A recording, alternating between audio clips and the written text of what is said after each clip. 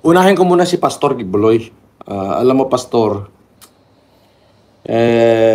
kung talagang wala kang kasalanan, siguro pwede ka naman dumiretso sa NBI o kaya kung ayaw mo sa kapulisan dahil may masama kang experience dito kay Tore, sa NBI ka sumuko.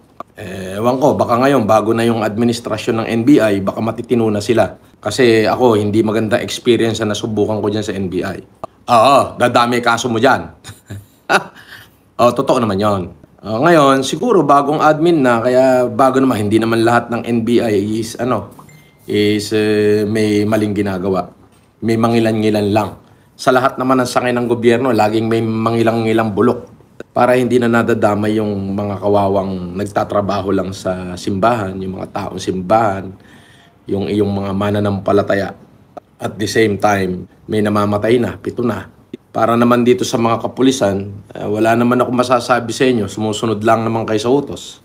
Ngayon, para kay General Torre, nilusob mo yan, may casualty. Ang tanong ko, may nahuli ka ba? Nahuli mo ba yung isineserve mo yung warrant of arrest? Dapat pagka ganyang may casualty, at least man lang, maipakita mo sa aming mamamayan na nahuli mo yung kriminal. Ngayon, kung wala ka rin nahuli at may casualty din, hindi ko malaman, General, kung ob-ob ka o talagang pasikat ka lang. Abay, hindi na tama yan, General. Abay, may patay na eh. O, di ba? Nag-serve ka ng warrant. Okay.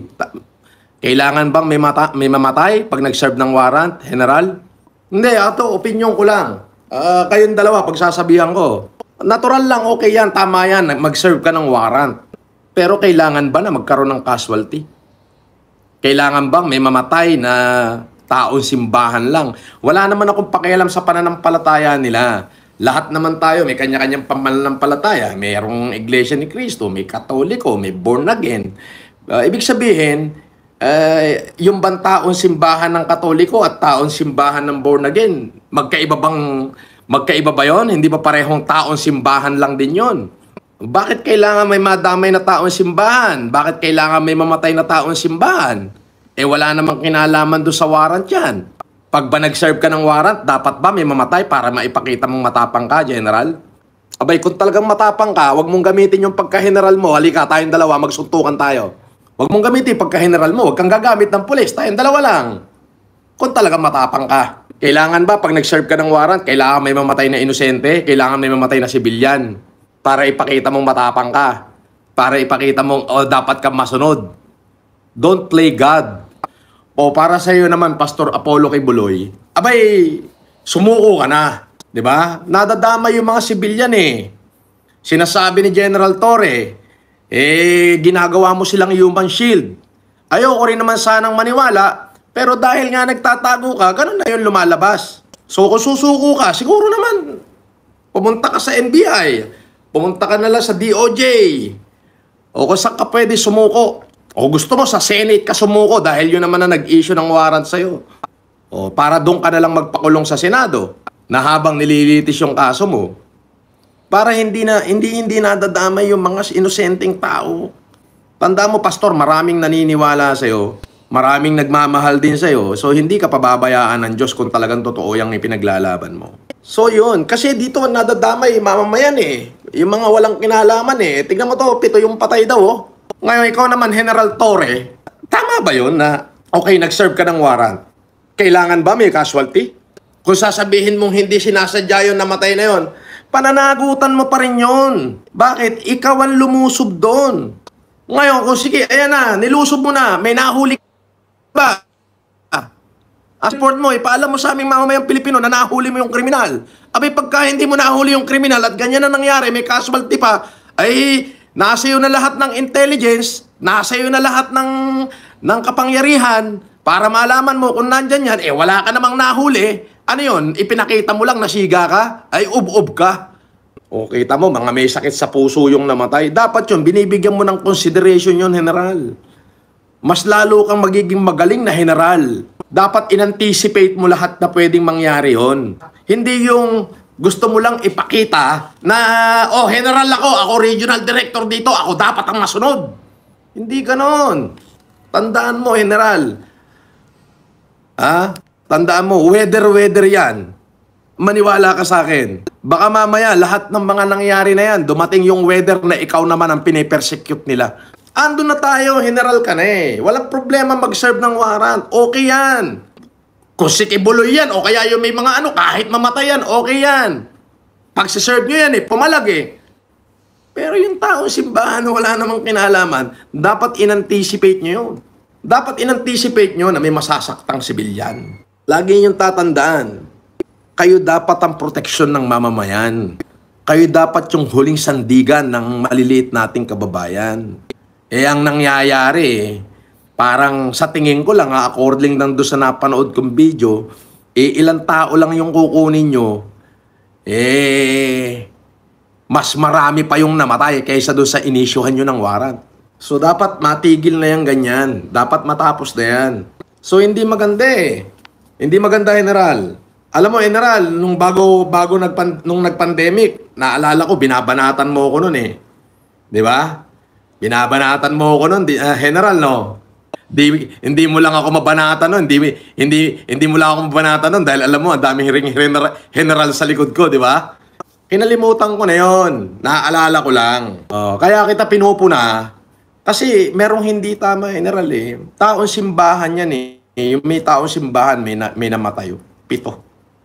Dapat na-anticipate mo yun. May nahuli ka ba? Wala, di ba?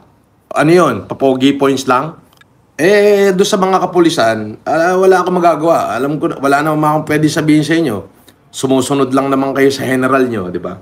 General, may nahuli ka ba kahit isa doon sa mga hinahanap mo? Wala, di ba?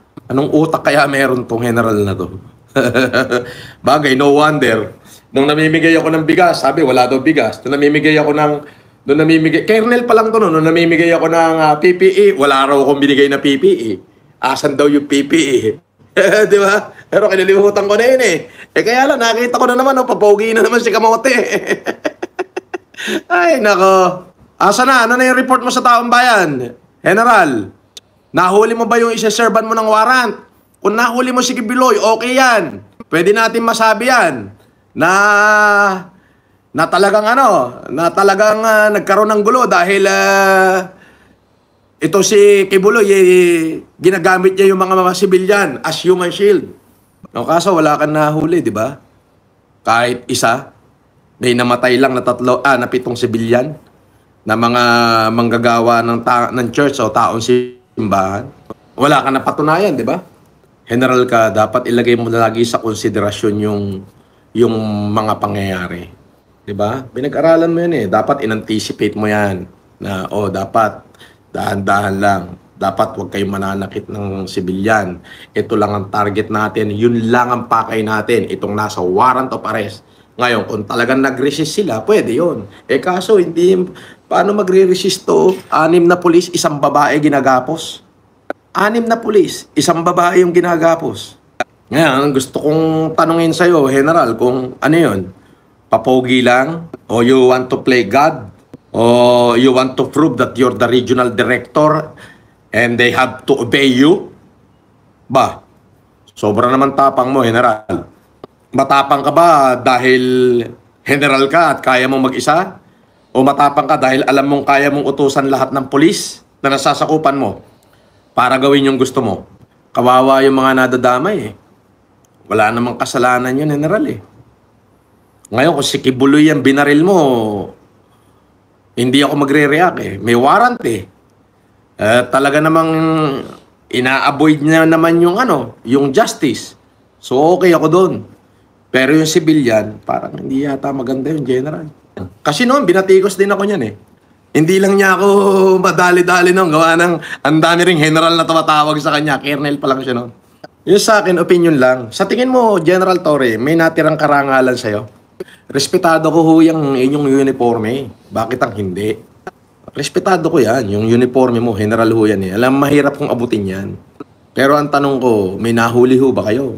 Sa tingin ko, ang ginawa nyo lang, gusto nyo lang talagang iparamdam na General kayo. Ano ba, alin ba doon? Ang i-impose yung law, i-impose yung batas, ipairal ang batas, o gusto nyo lang ipakitang matapang kayo? Ang tanong ko lang naman, baka naman matapang ho ba kayo dahil talagang matapang kayo? O matapang kayo dahil alam nyong meron kayong napakaraming polis na pwede nyong utusan sa kahit anong gusto nyo upon your disposal, ay wala akong masasabi dyan. Ang dami yan eh. Nakabaril yan eh. O, di ba? Ikaw naman, Pastor Kibuloy, siguro nga, hindi ko alam kung anong kwento mo. Pero since may warrant ka, para wala nang madamay na ganyan, sumuko ka na. Alam mo, Pastor, kung talagang wala kang kasalanan, dito sa atin gumugulong ang hustisya. Tignan mo po yung nangyari sa akin. Andito na po ako, malaya na. Kapag nalampasan mo yan, mas magtatagumpay ka pa. So, I advise na kung ayaw mo sumuko sa pulis, dahil nakita naman natin pinaggagawa sa inyo, pwede naman siguro sa NBI. Bago na yung NBI director ngayon, si Judge Jaime Santiago, siguro naman mapoproteksyonan ka niya. At siguro naman mabibigyan ka ng ng fair trial. So again, General Torre, panawagan ko sa iyo to. Don't play God. Dapat general ka, i-anticipate mo na dapat walang casualty. At lagi mong tatandaan, baka singiling ka ng taong bayan. Again, General, don't play God. Kasi, alam mo, gumugulong ang buhay. Lumilipas ang panahon. Ilang panahon na lang, mawawala ka na, hindi ka na magiging general. Mr. Torre ka na lang. Hindi mo ba naisip na yung mga namatayan na yan, magtatanim ng galit sa iyo yan? Baka pagdating ng araw na Mr. Torre ka na lang at saka ka naman nila gantihan. Ngayon, kung yung kriminal ang hinuli mo, kahit binaril mo, walang problema. Kriminal yun eh. At the end of the day, wala kang na-accomplish, General Torre. O sabihin na nating false prophet si Kibuloy. As you said, sabihin na natin. Sinasabi mo, false prophet si Kibuloy. Agree ako sa'yo, General. O, sinasabi mo, false prophet si Kibuloy. Agree ako sa'yo. Bakit ang hindi? Ano naman ang kinalaman ng false prophet doon sa 7 namatay na taong simbahan? Taong simbahan pa rin yan. Kahit sabihin mo, false yung prophet nila. Religion yan. Registered na sa Pilipinas. Na yung Kingdom of Jesus Christ. Jesus Christ ay isang rehistradong sekta. Walang pinagkaiba yan sa born again. Walang pinagkaiba yan sa mga kung ano-ano mang church. Pati sa Mormon. Pare-parehas yan. Taong bayan pa rin yan. Walang kinalaman yung false prophet dun sa buhay na yon ng mamamayan. Ikaw ang may kinalaman dun. Kasi kung hindi mo nilusob, wala sanang namatay. Ngayon, General, kung yung ginawa mo na yan ay sinasabi nila na utos lang ng nasa taas, abay dapat nag-isip ka rin. Nanumpa ka na poproteksyonan mo ang taong bayan. Bakit mukhang taong bayan yung nasasaktan? O para naman sa'yo, Pastor Kibuloy, sumuko ka na rin. Oo, sumuko ka na. Hanggat di ka sumusuko, di ka ba naaawa dyan sa mga member mo? Nasasaktan, namamatayan. So, parehong may pagkukulang. Hindi ko alam ang dahilan kung bakit ayaw mo sumuko. Nasa sa'yo yan. Pero isa lang yung alam ko today na may namatay na sibilyan sa pagpasok ng mga kapulisan natin dyan sa Kingdom of Jesus Christ. Again, sa inyong mga pulis, lagi niyong tatandaan na numpa kayo na poproteksyonan niyo ang taong bayan. Magdahan-dahan naman kayo. Yun, at least sana doon sa nagtanong sa akin kung anong reaksyon ko, yun lang yung reaksyon ko. Wala nang iba. Again, at the end of the day, Pastor Kibuloy, siguro para matapos na lahat ng to, harapin mo kung ano yung ikinakaso sa'yo kasi hindi matitigil yan hanggat hindi ka sumusuko. So, humanap ka kung saan ka pwede sumuko para matapos na yan. At again, sa mga kapulisan, lalo na sa iyo, General Torre, don't play God. Tandaan mo, lumilipas ang panahon. Weather lang yan. Baka dumating yung araw, ikaw naman ang usigin. Pagka nagretiro ka na at naging Mr. Torre ka na lang, baka mamaya, alam mo yon, danasin mo kung ano yung ipinararanas mo dyan sa mga ordinaryong mamamayan dyan. Huwag ka magagalit sa akin, General. Hindi kita nilalait. Wala ako sinabing pangit sa'yo. Kung magsalita man siguro ako ng pangit sa'yo, siguro quits lang tayo. Ang dayo mo rin sinabi sa akin nun eh. Nung koronel ka pa lang. But don't play God, General. Respetado ko yung uniforme mo. Wala ka namang accomplishment. Hindi mo naman nahuli. May namatay lang na sibilyan, nagkaroon ka lang ng casualty. Di ba? Both side, casualty yan. Kung walang casualty sa police, may casualty dito sa sibilyan, casualty pa rin yan. Pananagutan mo pa rin yan. Kaya huwag ka magagalit sa akin, General. Sinasabi ko lang. Baka mamaya, pagka-retirado ka na, Mr. Torre ka na lang, balikan ka ng taong bayan ng mga nasaktan. Ikaw din. Gamitin mo ng tama yung kapangyarihan mo. The next time, General, galingan mo pa.